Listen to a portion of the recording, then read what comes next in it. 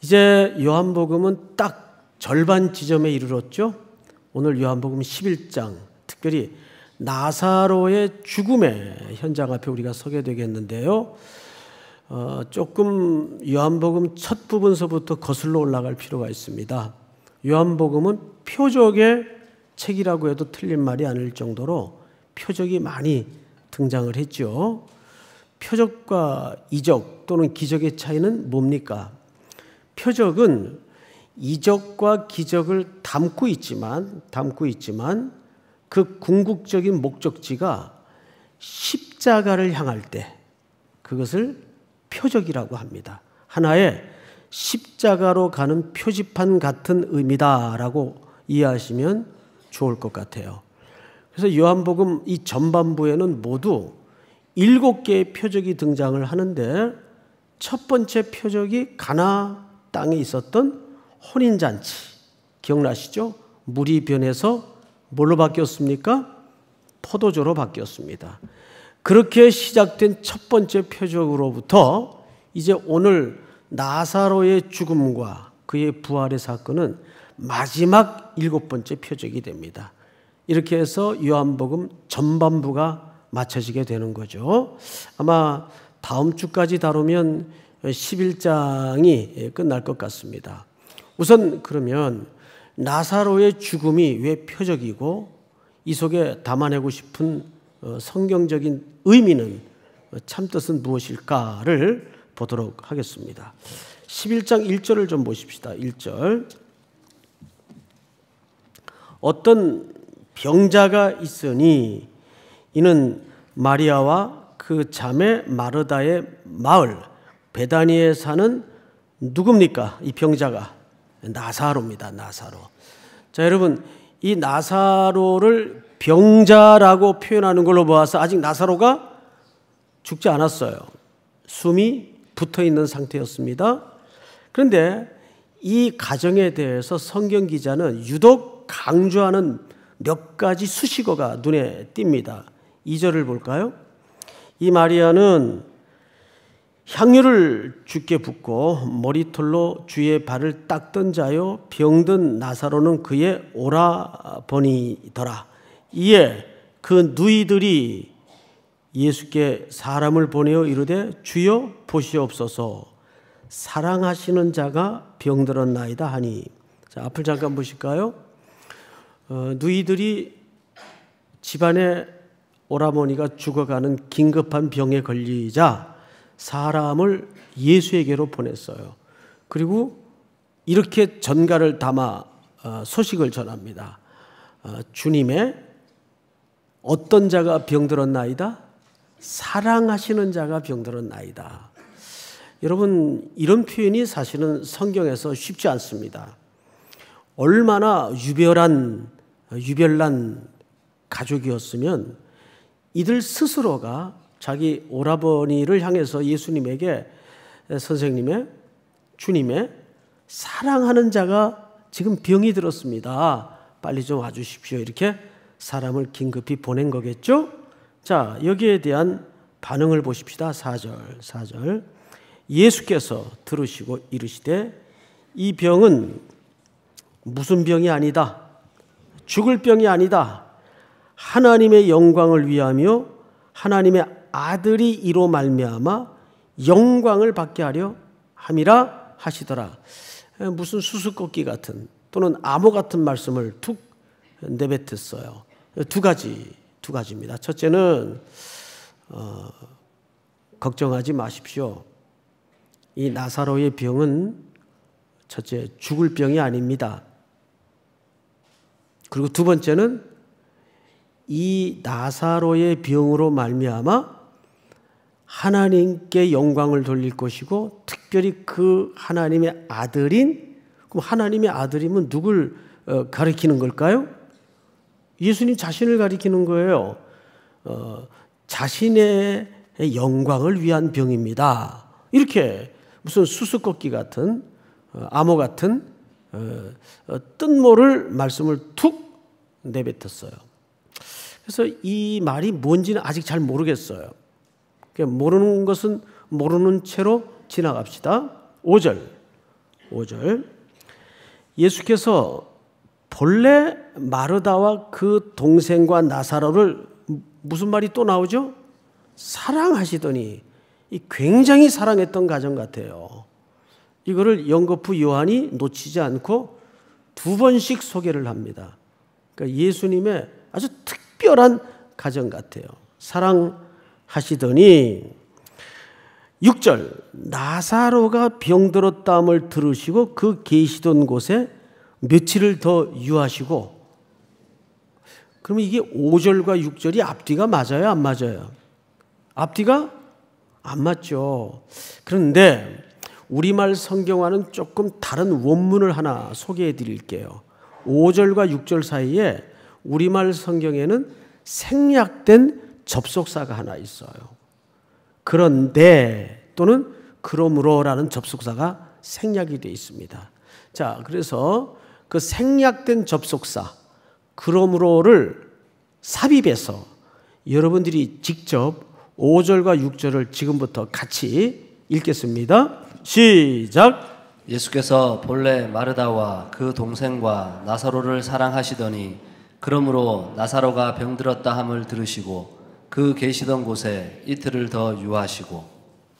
여러분, 접속사 없이 읽으니까 그냥 지나갈 수 있었던 문장인데 방금 생략되어 버린 그러므로라는 접속사를 집어넣어서 읽으니까 더 말이 됩니까, 안 됩니까? 더 말이 안 되죠. 생각을 해보세요. 사랑하는 자 사랑하시더라를 두 번에 걸쳐 강조한 인물과 가정인데 지금 그 오라비가 사경을 헤매고 있다는 소식을 듣고 그러므로 계시던 곳에서 이틀을 더 유하셨습니다. 이렇게 쓰여진 거예요. 그러면 이런 어불성설이 어디 있어요? 단걸음에 달려가도 시원치 않을 지금 상황인데 마치 이런 느낌이 들지 않으세요, 여러분? 어쩌면 아주 죽기를 기다린 것 같은 느낌이 들지 않으세요? 아, 저만 느꼈군요. 그런 느낌이 들죠.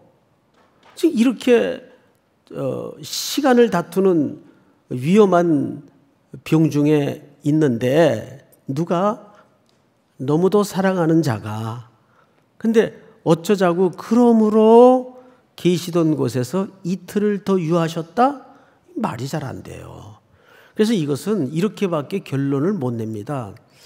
어쩌면 조심스럽지만 그가 완전히 죽기를 기다린 것 같은 느낌이 들어요. 결국은 도착했을 때는 이미 죽었어요, 안 죽었어요? 죽어 있었습니다. 그러니까 저의 생각이 그냥 생각이 아니라 현실로 드러나는 거예요. 독자의 생각이. 자, 일단 이 의미를 나중에 좀 더 드러내기로 하고 7절로 그냥 갑시다. 7절. 그 후에 제자들에게 이르시되 유대로 다시 가자 하시니 제자들이 말하되 라삐오 방금도 유대인들이 돌로 치려 하였는데 또 그리로 가시려 하나이까? 앞을 보실까요? 예수님이 지금 한켠에서는 사랑하는 자가 다 죽어가고 있어요. 그런데 계시던 곳에서 머물더니 이틀을 더 여기서 지체하신단 말이에요. 너무 이쪽은 절박한데 이틀을 더 유하시더니 그 다음에는 어디로 가자 그러냐 하면 제자들에게 얘들아 우리 유대로 가자. 그러니까 제자들이 그 유다의 상황을 성경 기자가 적기 좋게 밝혔어요. 선생님, 거기는 위험합니다. 방금도 돌멩이를 들어서 신성 모독죄로 선생님을 죽이려고 했던 사람들이 부글부글 하는데 왜 거기를 또 가시려고 합니까? 그러면 제자들의 말림이 중요한 게 아니고 예수님이 거기로 가겠다는 의지가 중요한 거예요. 지금 글로 가겠다는 말은 뭐하러 가겠다는 뜻입니까? 나 죽으러 가겠다 그 뜻이에요.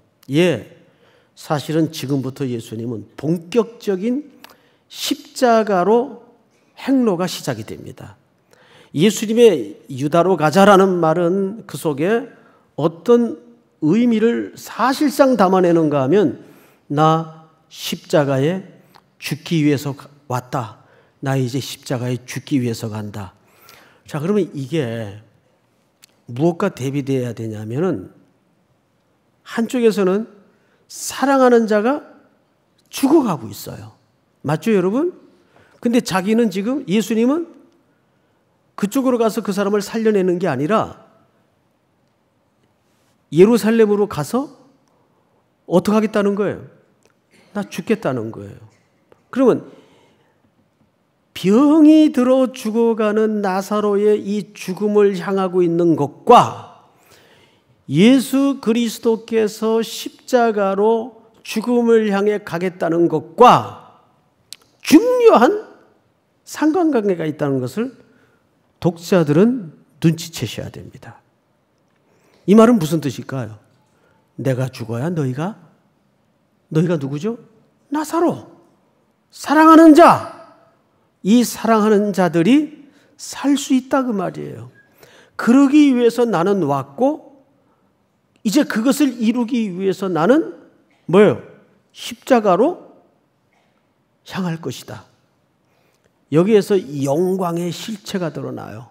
아까 유보했던 그 영광의 실체는 뭘까요? 영광의 실체는 하나님께서 그 아들을 이 땅에 보내신 구원의 사역을 십자가에 완성하는 것이 그리스도의 영광이에요. 십자가의 대속의 제물로 나사로를 살려내시고, 아니 사랑하는 자 우리를 살려내시고 십자가에 죽으시는 것이 영광의 실체요, 영광의 완성이라는 뜻입니다. 그래서 예수님은 이 절묘한 대비를 위해서 머뭇거리시다가 계속 지금 이쪽에서는 절박하게 죽음을 향해서 치닫고 있어요. 사실은 이 나사로가 죽어가는 것은 정확하게 누구의 그림입니까? 우리들의 그림이에요. 우리들은 이미 사망의 권세 밑에서 모두가 이 죽음의 신음 아래 매일매일 살아가는 것보다는 사실상 죽어가고 있다는 것이 정확하게 맞는 영적인 표현입니다. 우리는 죽어가고 있어요. 이것이 세상의 속성이고 세상의 생리예요. 그것을 위해서 예수님은 이 땅에 오셨고 이제 유대로 가자. 거기에는 돌팔매질과 예수님을 잡으려는 죽음의 무시무시한 저항이 기다리고 있어요. 자, 그렇다면 D. 카슨이라는 분은 이 장면을 가르쳐서 아주 공격적이고 도전적인 표현을 하나 썼어요. 죽음을 쳐부수러 가자. 죽음과 맞서는 거예요. 죽음과 맞설 수 있고 죽음을 죽여버릴 수 있는. 죽음을 죽여버린다? 예, 틀린 표현은 아니에요. 죽음을 끝장낼 수 있는 분은 유일하게 누구이십니까? 예수 그리스도. 그분만이 이 죽음을 향해 치닫고 있는 인류의 깊은 절망과 슬픔을 끝장낼 수 있는 거예요. 이 대비를 우리가 이 본문에서 시선을 놓쳐서는 안 되겠죠. 그 다음에 두 번째로 성경을 좀 보십시다. 11절로 넘어가서 이 말씀을 하신 후에 또 이르시되 우리 친구 나사로가 어떻게 되었도다? 잠들었도다. 그러나 내가 깨우러 가노라. 이것도 무슨 암호 같은 말씀을 하셨어요. 그런데 제자들이 센스 없는 건 그때나 지금이나 똑같은 것 같아요. 이걸 잘못 알아들었습니다. 어떻게 알아들었는가 하면 12절 여러분들이 한번 읽어보십시오. 시작. 제자들이 이르되 주여 잠들었다면 낫겠나이다 하더라. 제자들은 이 잠을 물리적인 잠으로, 생리적인 잠으로 알아들었어요. 아, 그 자는 거였군요. 그러면 좀 쉬었다가 일어나면 깨끗해지겠네요. 이렇게 알아들었어요. 그러자 예수님은 아주 친절하게 화도 안 내고 버럭도 안 하시고 주석을 해주세요. 13절 제가 읽습니다. 예수는 그의 죽음을 가리켜 말씀하신 것이나 그들은 잠들어 쉬는 것을 가리켜 말씀하신 줄 생각하는지라. 앞을 보실까요? 여기서 예수님의 단어 표현과 제자들의 이해는 사뭇 달랐어요. 근데 한 가지 놀라운 사실은 예수님은 나사로가 지금 어떻게 했다고 돼 있죠? 죽었다고 돼 있어요. 이때 이미 나사로는 죽었습니다. 예수님은 그것을 정확히 아셨어요.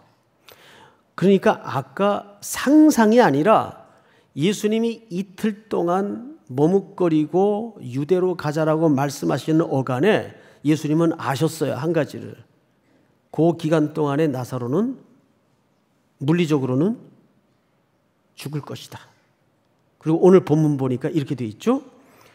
예수는 그의 죽음을 가리켜 말씀하신 것이나. 그리고 14절 볼까요? 시작. 이에 예수께서 밝히 이르시되 나사로가 죽었느니라. 정확하게 예수님이 어떻게 결론을 내줍니까? 나사로가 죽었다. 근데 그 죽었다라는 표현을 예수님은 잠들었다고 표현을 했을 뿐이에요. 자, 그러면 15절.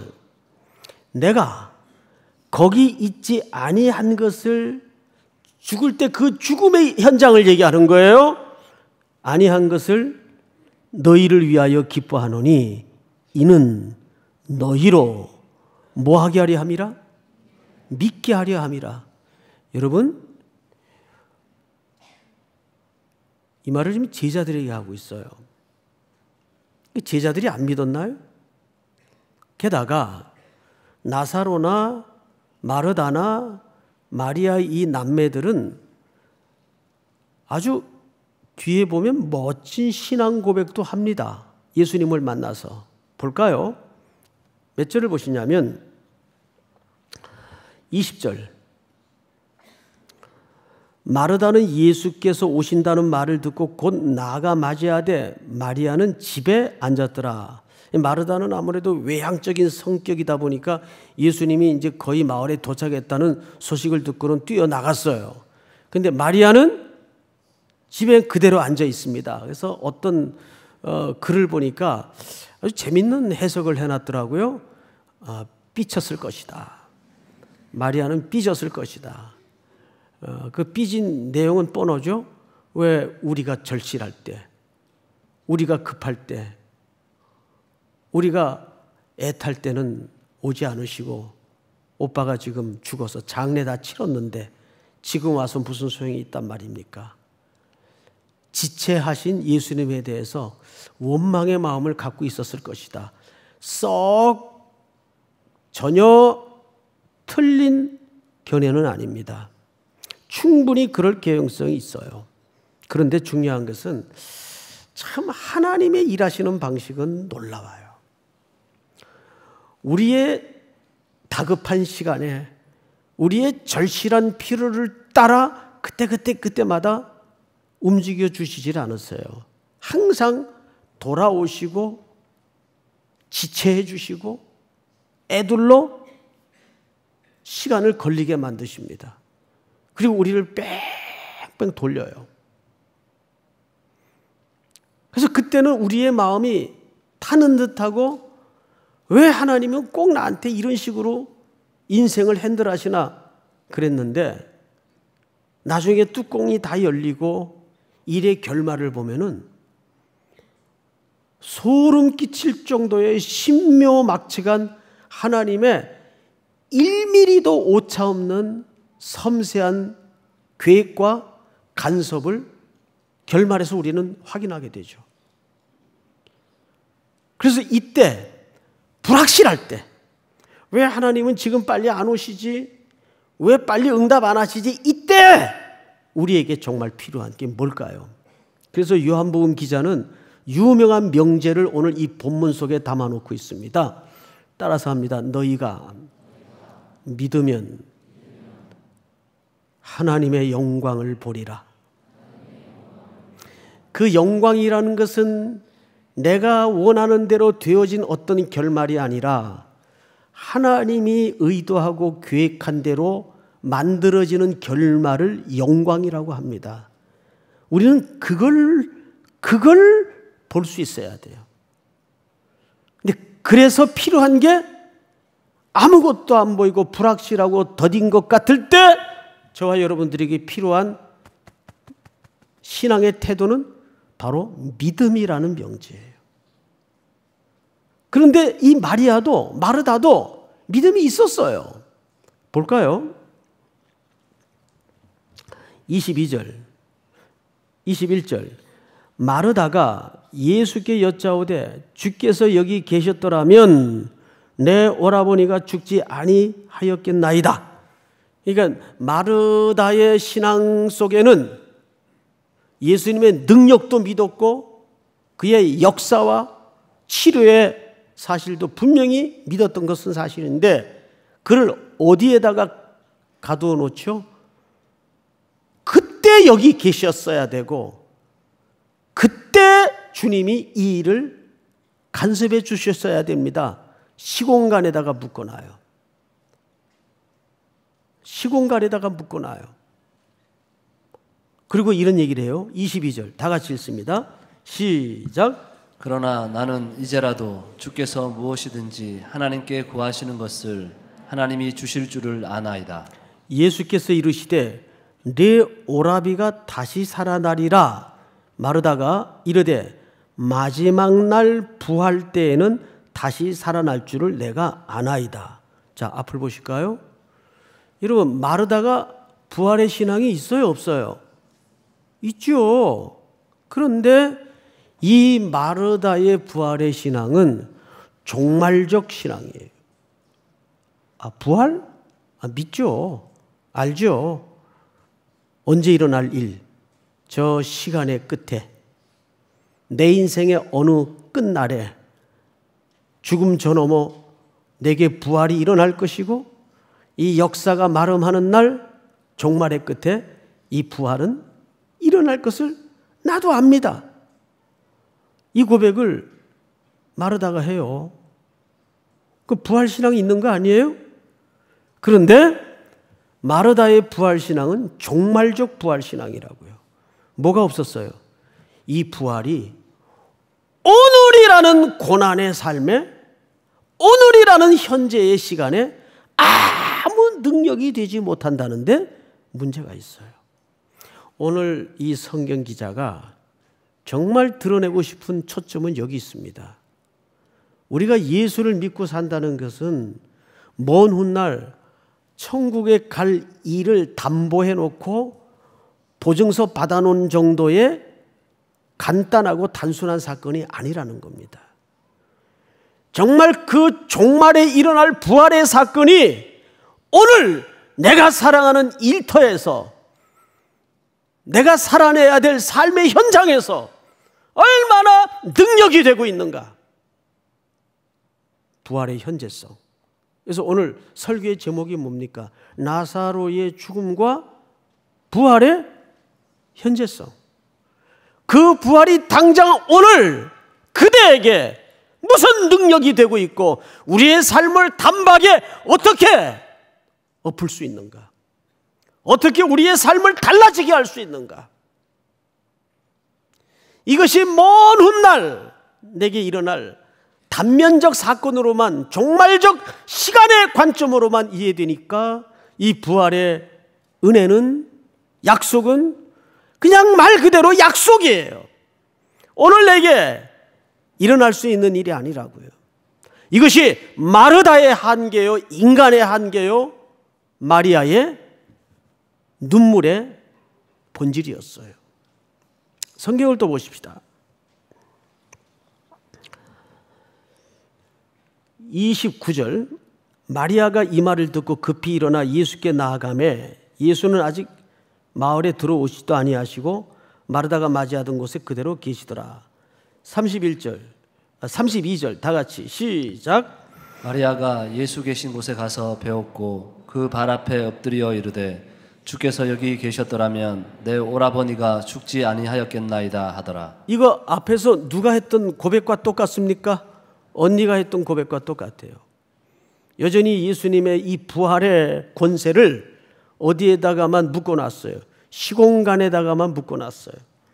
그러자 33절 예수께서 그가 우는 것과 또 함께 온 유대인들이 우는 것을 보시고 심령의 비통이 여기시고 불쌍히 여기사 이르시되 그를 어디에 두었느냐. 앞을 보실까요? 시신을 어디에 두었느냐? 아닙니다. 그는 이미 죽어 있지만 그 죽어 있는 시신을 시신으로 부른 것이 아니라 인격으로 인칭으로 부르세요. 그를 어디에 두었느냐. 누구의 입장에서는 그는 죽지 않았어요. 나사로는 죽지 않았어요. 예수님의 입장에서는 그를 어디에 두었느냐. 그리고 그 다음 볼까요? 이르되 주여 와서 보옵소서 하니 아주 중요한 대목이 등장을 하죠. 35절 다 같이 읽겠습니다. 시작. 예수께서 눈물을 흘리시더라. 성경에 예수님의 눈물을 흘리는 몇 안 되는 장면 중에 하나입니다. 예수께서 눈물을 흘리셨어요. 자, 이 예수님의 눈물을 가지고 이제 학자들도 또 많은 그 해석이 있습니다. 그 여러 해석을 우리가 다 생각할 이유는 없고 바로 여러분들에게 한번 좀 생각을 물어볼게요. 왜 우셨을 것 같아요? 그러니까 조문의 눈물일까요? 유대인들의 관습처럼 누가 죽으면 곡을 해주죠? 그걸 조문의 눈물이라고 하는데 그런 눈물일까요? 우리는 여기서 이 사건 전체를 풀어내는 키가 여기에 있습니다. 예수님의 눈물의 의미를 제대로 파악할 때 이 나사로의 사건이 오늘 나에게 뭘 암시하고 있는가가 명확하게 드러날 수밖에 없어요. 자, 여기서 예수님의 눈물은 앞서 이미 다 소개가 됐습니다. 의미가. 성경 몇 절을 보시냐면 33절을 다시 보세요. 예수께서 그가 우는 것과 누가 울었어요? 마리아, 마르다. 또 함께 온 유대인들이 우는 것을 보시고 심령에 어떻게 여기시고 비통히 여기시고 불쌍히 여기사. 자, 이것은 예수님의 모든 구원 행위의 유일한 근거입니다. 예수님이 빈들에 수만 명의 백성들이 앉아 있을 때 해는 저물고 먹일 것은 없을 때 자기 찢어지는 살과 흘릴 피를 기억케 하는 퍼포먼스를 오병이어의 역사를 통해서 백성들에게 기적을 베풀어 주셨어요. 이것도 매우 중요한 표적 중에 하나입니다. 그 사건이 갖는 의미는 뭘까요? 거기에서 민망히 여기사, 불쌍히 여기사. 그러니까 예수님이 이 죽음 앞에 손 놓고 어찌할 수 없는 이 불쌍한 인생들이 맞이한 절망을 보시면서 같은 육신의 몸을 입고 오신 완전한 사람이요 완전한 신으로서 그 고통과 절망과 눈물을 예수님이 공감하시고 아파하셨다 그 말이에요. 여기에서 부활이 시작이 되고 여기에서 생명이 들어가고 여기에서 구원이 이루어지는 거예요. 그 예수님의 눈물은 조문의 눈물도 아니고 믿음이 없어서 전전긍긍하는 인간에 대한 그런 비통의 눈물도 아니라 죽음 앞에 아무것도 할 수 없는 인간들의 절망스러운 상태. 그거를 누구로서 공감하신 거예요? 사람의 몸을 입으신 예수님으로서 공감하신 거예요. 비통히 여기시고 불쌍히 여기사 예수님이 눈물을 흘리십니다. 그리고 그분은 이 눈물을 닦아주기 위해서 이 땅에 오셨고 십자가로 이제 본격적으로 걸음을 옮기십니다.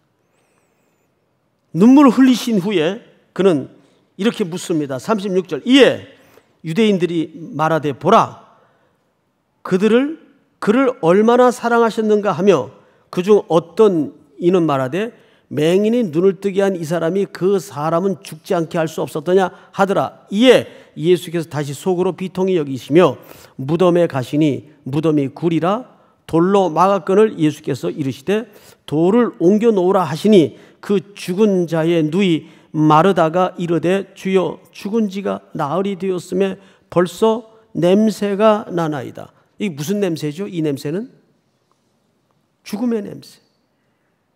지금 이 세상은 사실 이 죽어가는 죽음의 냄새로, 죽음의 향연으로 가득한 세상이란 말이에요. 이 나사로는 또 누구가 아니라 바로 인생이 직면한 본질적인 상태를 얘기하는 거예요. 수십억의 사람들이 살고 있는 이 지구촌에 수조 원의 사람들이 오고 가지만 이 죽음이라는 거대한 권세 밑에 그것을 해결할 인생은 아무도 없었어요. 이때 예수님께서 40절 다 같이 읽겠습니다. 시작. 예수께서 이르시되 내 말이 내가 믿으면 하나님의 영광을 보리라 하지 아니하였느냐 하시니 돌을 옮겨 놓으니 예수께서 눈을 들어 우러러 보시고 이르시되 아버지여 내 말을 들으신 것을 감사하나이다. 항상 내 말을 들으신 줄 내가 알았나이다. 그러나 이 말씀을 하옵는 것은 둘러선 무리를 위함이니 곧 아버지께서 나를 보내신 것을 그들로 뭐하게 하려 함이라. 또 믿게 하려 함이라. 믿게 하려 함이라. 부활도 믿었지만 예수님을 그리스도로 고백도 했지만 이들의 믿음은 단면적인 믿음이었어요. 종합적이고 통섭적이고 전체적인 믿음이 아니었어요. 그래서 이 부활은 단지 그들에게는 종말의 저 시간 끝에 벌어지는 일에 불과했습니다. 우리 빌립보서 3장을 한번 볼까요? 띄워주세요. 내가 그리스도와 그 부활의 권능과 그랬어요. 바울이 쓴 글입니다. 왜 부활이 권능입니까? 이 디나미스라는 단어를 썼는데 이것은 권력이라는 뜻입니다. 이 당시 세계를 지배했던 3대 사조가 있었어요. 헬레니즘, 유다이즘, 또 하나가 로마의 철학입니다. 로마의 선, 로마의 정의, 그건 힘이에요. 그게 로마에 지배되어 있는 철학입니다. 힘이 선이고 힘이 정의예요. 근데 그 힘의 모든 총화 집중되어 있는 현장은 어디로부터입니까? 황제의 보좌예요. 거기서 통치가 시작이 되고 심판이 이루어지고 모든 세상의 영광은 글로 돌아가게 되어 있습니다. 거기에서만이 참된 힘이 나와요. 바울이 그 시대의 이해를 차용해서 부활에 뭐라고 표현했어요? 권력. 이 권력이 누구에게 있다는 거예요? 우리 모든 그리스도인들에게 있다는 겁니다. 그런데 과연 그 부활의 권능이, 부활의 권력이 오늘 이 시대를 살아내야 될 우리에게 얼마나 위력을 갖게 하는가. 이 바울이 앞뒤 문맥을 통해 썼던 글 하나를 읽어드리고 말씀을 마치겠습니다. 제가 읽겠습니다. 나는 8일 만에 할례를 받고 이스라엘 족속의 베냐민 지파 히브리인 중에 히브리인이요 율법으로는 바리새인이요 열심으로는 교회를 박해하고 율법의 의로는 흠이 없는 자라. 그러나 무엇이든지 내게 유익하던 것을 내가 그리스도를 위해 다 해로 여길 뿐더러 또한 모든 것을 해로 여기면 내 주 그리스도 예수를 아는 지식이 가장 고상하기 때문이라.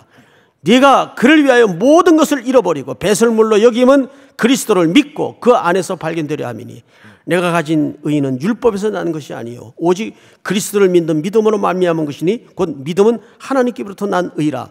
내가 그리스도와 그 부활의 권능과 그 고난에 참여할 알고자 하여 그의 죽으심을 본받아. 할렐루야. 그의 인생을 과거에 그 화려했던 이력과 지위와 거머쥐었던 모든 이 땅의 것들을 단박에 뒤집어 엎을 수 있었던 것은 부활의 권능을 발견하는 순간 하나님의 의가 나타나서 그 진리를 열어 보여주는 순간 모든 것들이 뭘로 여겨졌다고요? 해로 여겨지고 배설물로 여겨졌다고요. 그 중심추가 어디에 있었습니까? 부활의 권력에 있었어요. 세상은 조그만 지위의 완장만 채워줘도 그 권세와 영향력이 대단합니다. 그런데 만유의 주가 되시고 창조의 주가 되시는 전능하신 하나님의 그리스도, 그분의 부활의 권능을 우리에게 약속하시고 약속하신 것뿐만 아니라 허락하셨는데 그 부활의 권능이 오늘을 살아내는 내 삶에 아무 의미도 없고 영향력도 없다면 부활이 문제입니까? 내가 문제입니까? 내가 문제인 거죠. 남은 하반기 동안 사랑하는 우리 3.1교회 청년들과 성도들이 이 부활의 권력을 가지고 이 세상에 살아가는 동안 담대함과 용기와 믿음의 눈을 열어서 그리스도께서 성취한 그 영광에 눈떠 이 땅의 것에 주눅들지 않고 담대하게 한 걸음 한 걸음 또 하반기를 이어갈 수 있는 우리 모두가 될 수 있기를 주님의 이름으로 축원합니다. 다 일어나십시다. 전능하신 나의 주 하나님,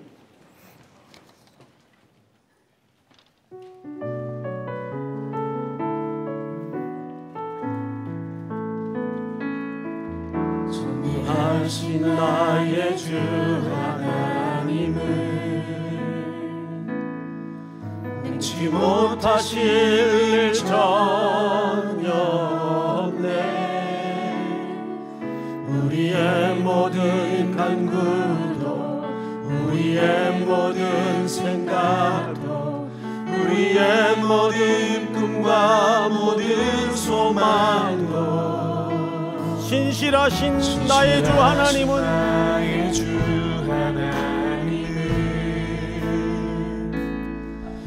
우리의 모든 괴로움 바꿀 수 있네.